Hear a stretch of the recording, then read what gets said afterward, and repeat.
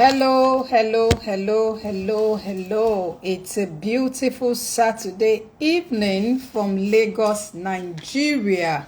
How are you doing today? Please let us know where you're joining in from and sign in the comment section and just wave or say hello. And thank you for always joining our live broadcast.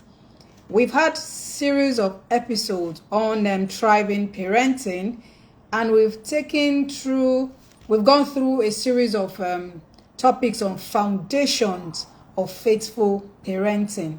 Foundations of faithful parenting. We've taken the topic, one of the the previous episodes we've taken is raising kingdom ambassadors. Another episode was building the spirit-led home in a fast-paced world. Then discipline with grace, reflecting God's heart, is another episode. Another episode we took, modeling Christ to your children. And last week's episode was being consistent in values, teaching and modeling. Being consistent in values, teaching and modeling. All the replays you can catch those of Shade Oke and Naomi Osegha-ebose. The IG handle is thriving_Naomi with joy. And today we are bringing to you another series on parenting. And the broad topic is relationship and communication in parenting. Relationship and communication in parenting. The episode topic today is effective way to communicate with your children. The episode topic is effective way to communicate with your children.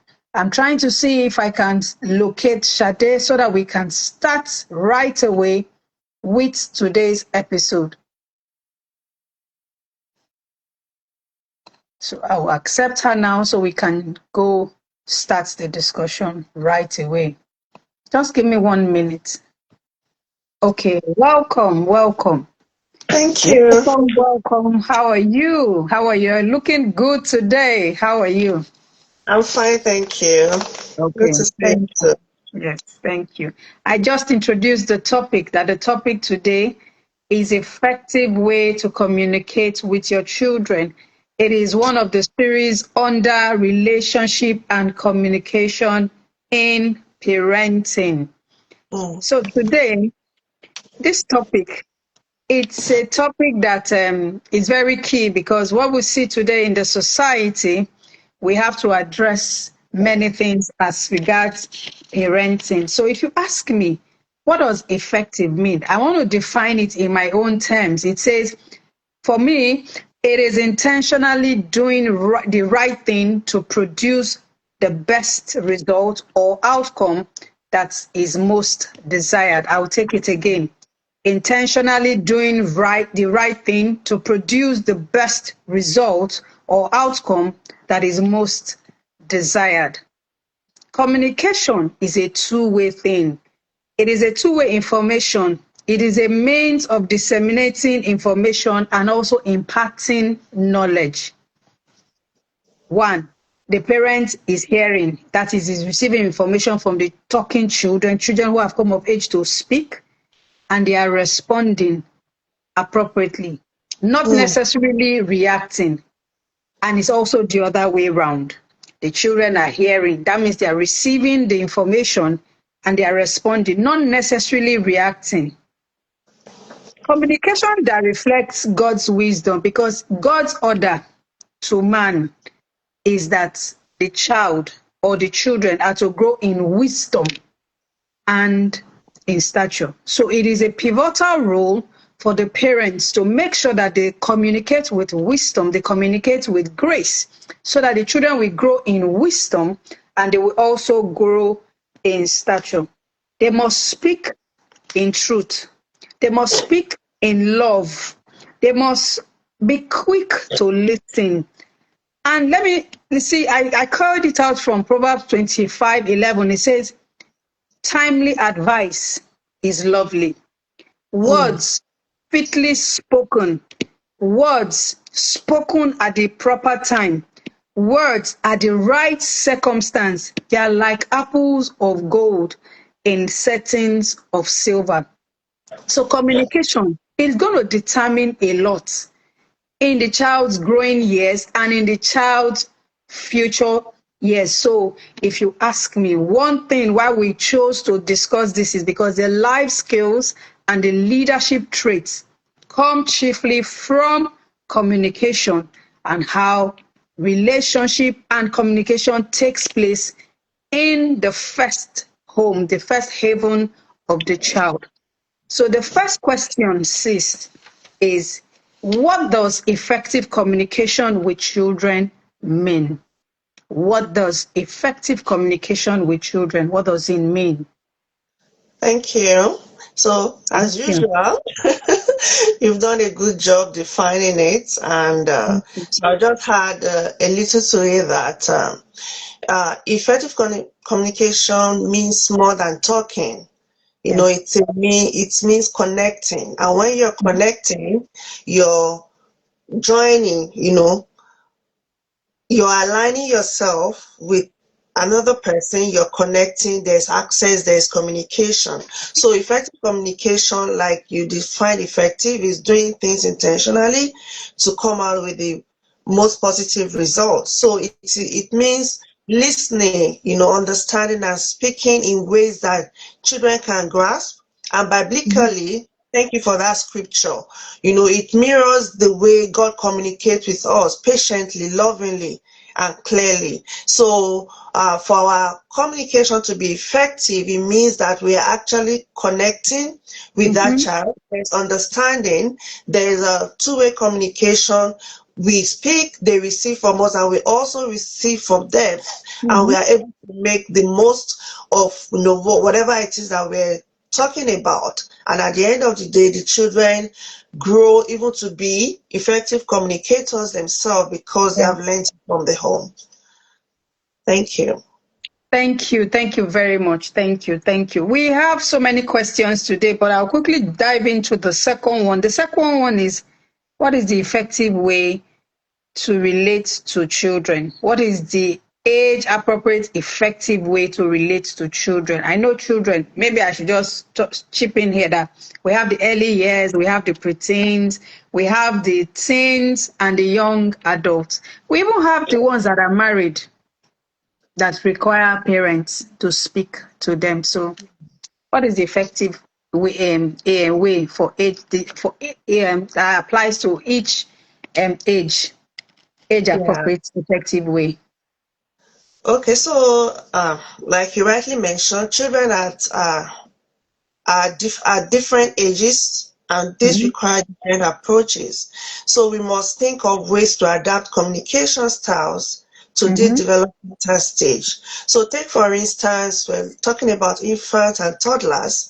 So those are 0 to maybe 3 years. Mhm. The communication, the communication is mostly through, the tone of your voice, the touch, your facial expressions, and of course, you are speaking clearly because they are also learning to speak at that time. Mhm. So I think it has to do with more of our action, like Okay. what we do, being consistent in the love that we show them in the way, not saying one thing and our facial expression is showing a different thing, not or our tone is saying a different thing. So we must be consistent both in our words and in our expression to these children so that they feel that love and security. Children at that age, they want you to hug them, they want you to touch them.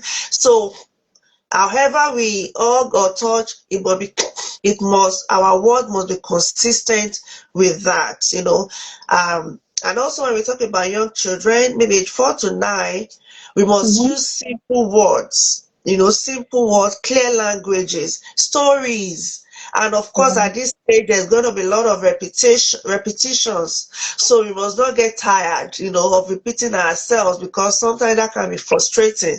It looks like, you're just saying, leave that place. You've said it for the often times, Yeah. So, of course, there'll be lots of repetitions, at this stage, and a lot of encouragement.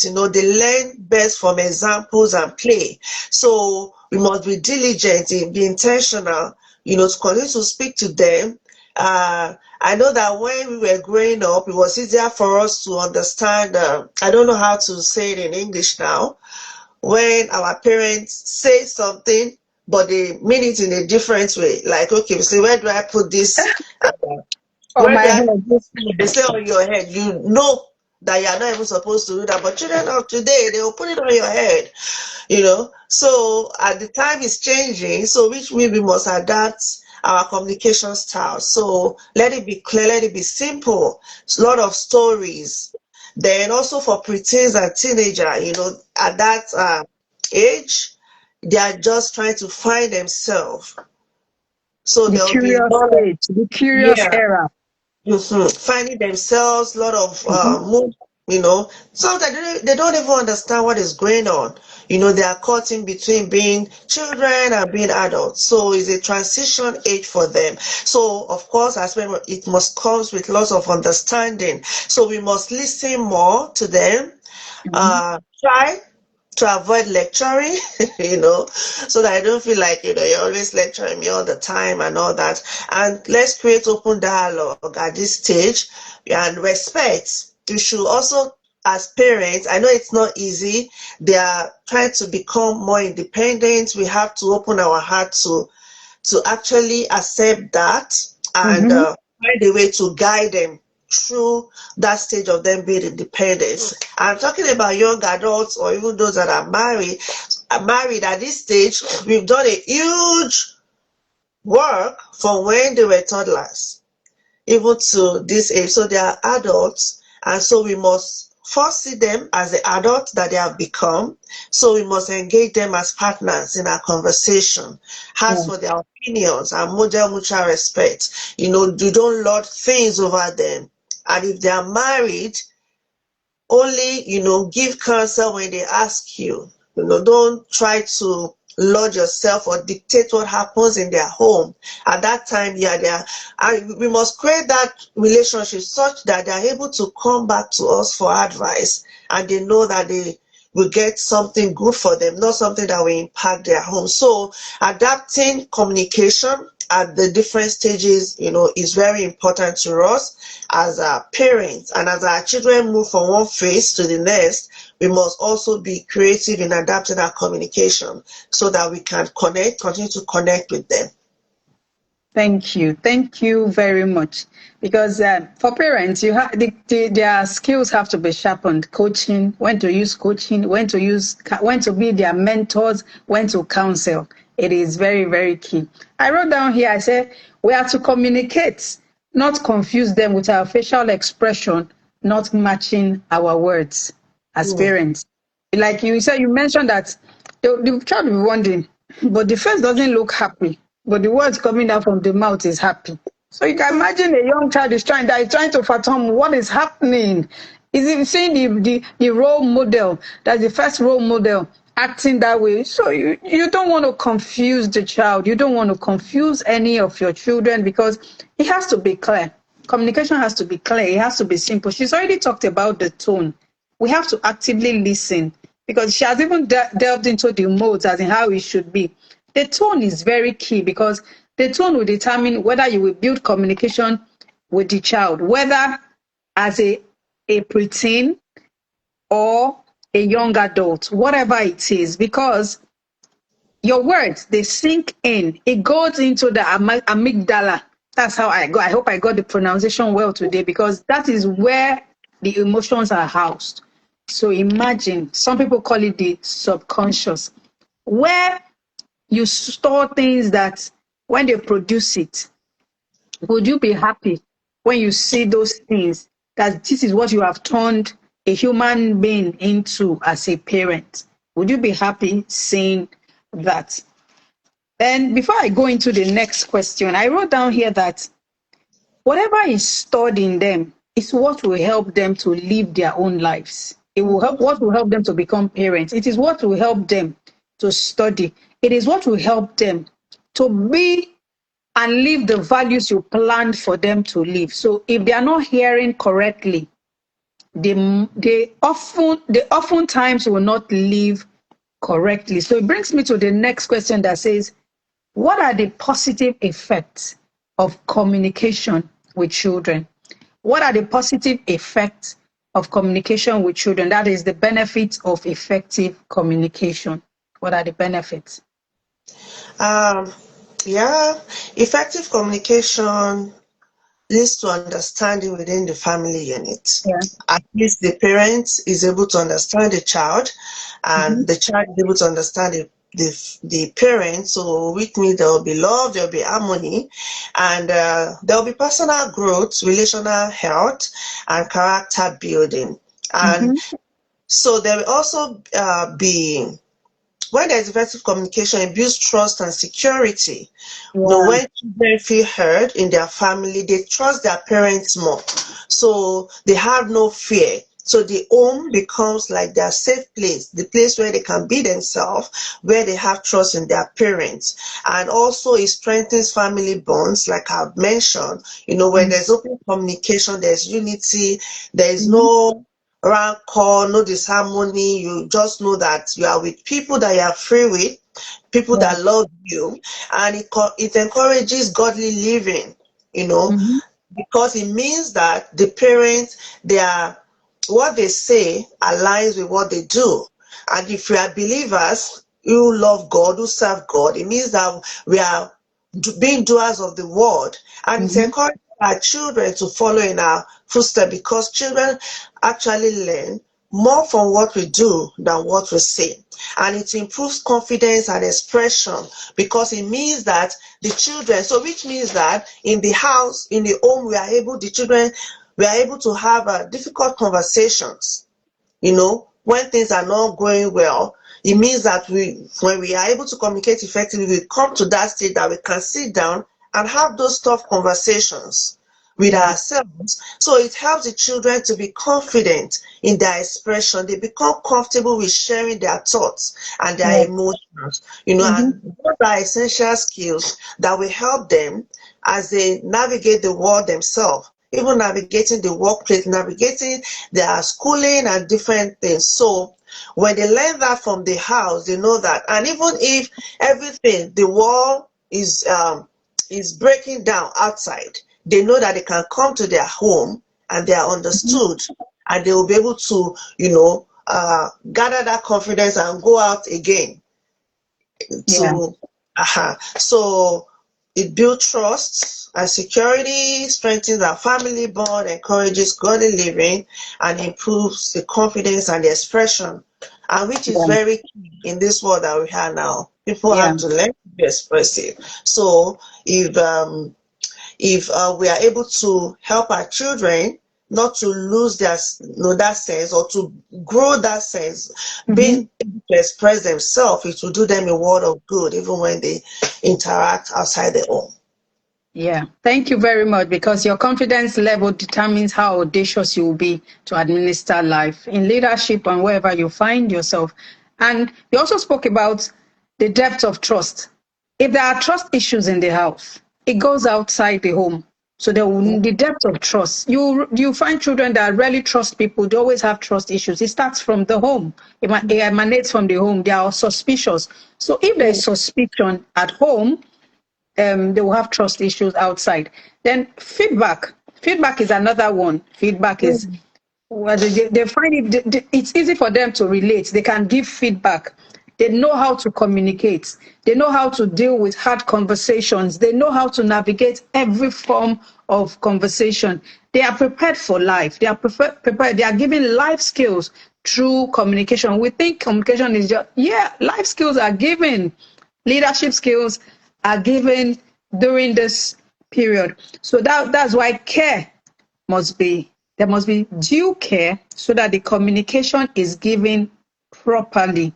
That brings us to the next question that says, Yeah, because of all we've said, the benefit, there must be offshoots of poor communication. What are the offshoots of poor communication in parenting? What are the offshoots of poor communication in parenting? Um, so there are barriers. If you look at Yeah. communication barriers and other, there are always barriers to communication. Yeah. So if we not removing barriers in communication, such as noise, and noise, could be in form of anger, busyness, Mhm. neglect, distractions, they can have negative impact on the children and the family unit. So being mindful of the barriers, families differ. So it's important that as parents, you look at what are the barriers in our family, what hinders communication. Like if a parent talks out of anger, you know, raising your voice, shouting already, it's a barrier that the Yeah. children will not be received that well. So when we have barriers like that is affecting the communication, there will be misunderstanding and distance. So which means that the children will not feel heard, they can withdraw emotionally, and people in the house don't just understand themselves. You say one thing is misinterpreted or Mhm. interpreted a different way. So that then there could be rebellion and frustration because the children, they don't understand you, nobody understands each other, so there is nobody is listening, the children are not listening to each other, they are frustrated. So like poor communication can provoke anger and resentment within the house. And also there's loss of influence because if as Yeah. parents we cannot hold our family down, hold conversations with our children, and the children are not listening, there's loss of influence. So which means the parents will not have any influence on the child. They would rather prefer to listen to other people outside, and you don't know the kind of influence or either positive or negative that those they decide to listen to will have on them. So when parents don't communicate well, children may turn to peers or media for guidance, and of course there'll be weak spiritual foundation because it means that we cannot communicate effectively. We can't even communicate the godly value that Mhm. God expects us to communicate in the family. And all these are just some of the barriers that can make the children to even drift away from the faith, that they don't even Yeah. want to have anything to do with the God that you serve. So identifying the barriers in the family, in your family, because each family is peculiar, and dealing with it, so that there's Mhm. effective communication. Thank you. Thank you. Sometimes when our children mimic us, we just laugh. I want to Hmm. put a tweak to what I just spoke about. I'm going to ask this question. If your child or children is interviewed, would you be proud of the outcome of the discussion, or they say they'll do a mimic, mimic your parents when you start to hear what they are producing? Because over time, we deposit ourselves in our children. So would you be proud of the deposits you are putting in your children? Because you are the first custodian to groom the child. You are the first custodian to ensure that the child grows in wisdom. So would you be proud? Because there's a song I listened to today. The girl was proud of the parent. What she sang, she was very proud of the parent. Would your children be proud of you? Would they sing about you? Would they mimic you? What would they do? The deposit you are putting in them, would it deposit enough to pivot them to the life you are desiring? Because every parent, and we are hoping that every parent has a desire for the male child and for the female child. So the deposit you are leaving in them, is it going to help? Is it going to better the society? Is it going to better your family lineage? Is it something you will be proud of? So we're enjoining parents today that your deposit is trickling into the children, whether you are conscious, whether you are not conscious. So the offshoot of not having effective parenting is much. Let me read the scripture in Colossians 4 verses 6. The NIV version says, let your conversation be always full of grace, Hmm. seasoned with salt, so that you may know how to answer everyone. Let your conversation be always full of grace, seasoned with salt, so that you may know how to answer everyone. One of my lecturers said there was a day he wasn't happy. So he called the wife. He wanted to talk to the wife, as he had a conversation with the wife. So the child, a 6-year-old child, picked the call. So he now said, "Hello, daddy, how are you?" The next year shouted, "Give the phone to your mother." Oh, in shock, she passed the phone. After he had the conversation with the wife, as they went out, they hung up. He now realized that, wow, my innocent child asked me, "Daddy, how are you?" So he had to call back, and I spoke to him nicely. She was happy. Imagine if he didn't realize himself, came back to make that call. So you know the impact. Communication is impacting the children. Is impacting. And we need changes in the society. That's why parenting is, we're big on this topic on parenting. Relationship is very key. Rapport building is very key. We've said a whole lot today.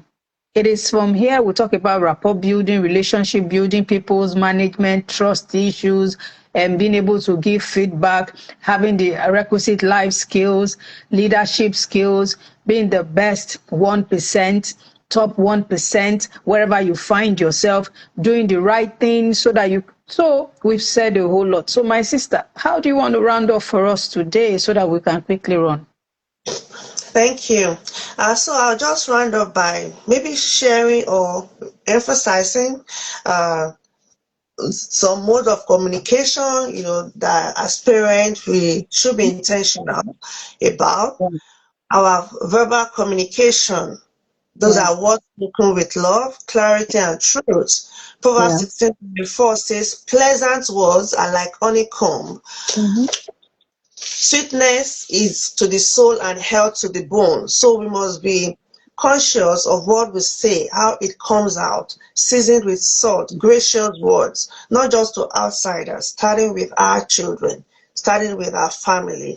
Then our non-verbal communication, our body language, we must be intentional about, what our body language says, our facial expressions, and our tone often speak louder than words. The tone, we're saying some things, and sometimes my son is asking, why are you looking at like that? And honestly, I'm not even conscious of the way I am looking. So just be intentional about our verbal communication, our non-verbal communication, because those are very important. Then we must give attention to active listening, giving full attention so the children, they know that you're actually listening to them, and responding with empathy and reflecting back on what is heard. I think that is one thing that as African parents, that we need to learn. I don't know, for me, I know it's one of the things I've had to learn. I'm learning so that, when maybe a child is talking, they're probably not asking for advice. They're just looking for someone to listen to them. So I'm learning that, not to say that, say, oh, don't worry, it is well. Let them talk. It's going to be well anyway, at the end of the day, because we are believers, but allowing them to express themselves Yeah. and show understanding, like I'm learning to use phrases like, oh, that must have been so difficult. That must have been so hard. So they feel heard, they feel understood, and they're able to express themselves. So as we learn to do that for us, that we should also try to do that, for our immediate family, and also for our children. We talked about adapting, our communication styles based on age of our children, using storytelling. I know that everybody loves storytelling, teachable moments, using stories and life experiences to pass down our values, to the children. They are very important. And being intentional about connecting to our children. There are ways to connect, spending quality time with them. Of course, I've talked about active listening, being creative, creating family traditions and memories. We've had family traditions that we had with our parents. What are you creating for your own family? What are you creating? So having that family tradition, that they know the children, they can confidently say, oh, at Easter we do this in my family, or at this time we do this in my family, and communicating through play, shared interest, finding ways to be creative, games and all that. And I pray that the Lord will help us in Jesus' name. And as parents, Amen. we touch our tongue so that we are saying the right things and the right words over our children. Thank Amen. you. Thank you. Thank you. So my final words is, I'm sure the parents that have joined and also catch the people wondering, how do we compartmentalize our lives, coupled with the fact that there's pressure everywhere? Yes, you can do it. You have to learn to juggle between your roles or amongst your roles, because if your child is intelligent academically and not emotionally intelligent, imagine all the struggles you are going through now as an adult. Do you want your child to truly go through that? Do you want your child to truly go through that?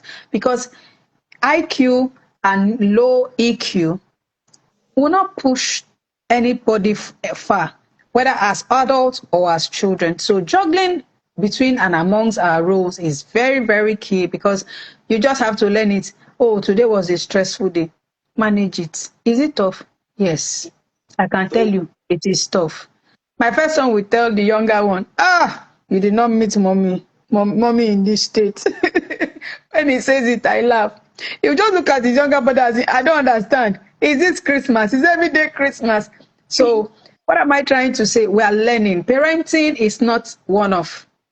You see the way we go on fresher courses, continuing education courses in our workplaces, in our businesses. We go to business schools. That's the same way parenting is. Join communities that will help you. Yeah, these are some of the tips we are giving. You just have to be intentional about parenting. It doesn't stop. It doesn't stop. It has to be continuous, because it doesn't come with a manual. It doesn't come with any manual. It just comes with, oh, congratulations, he's a boy, he's a girl. And that's it. And how you raise the boy and how you raise the girl is left up to you. She talked about patterns. Have the family culture. Create habits that you'll be proud of.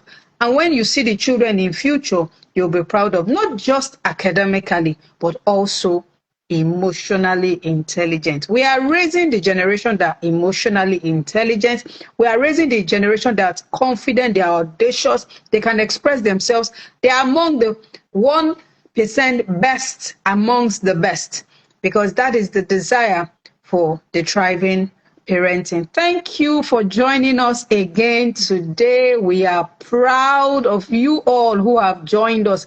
And for those who will catch the replay, have a wonderful time and keep joining us.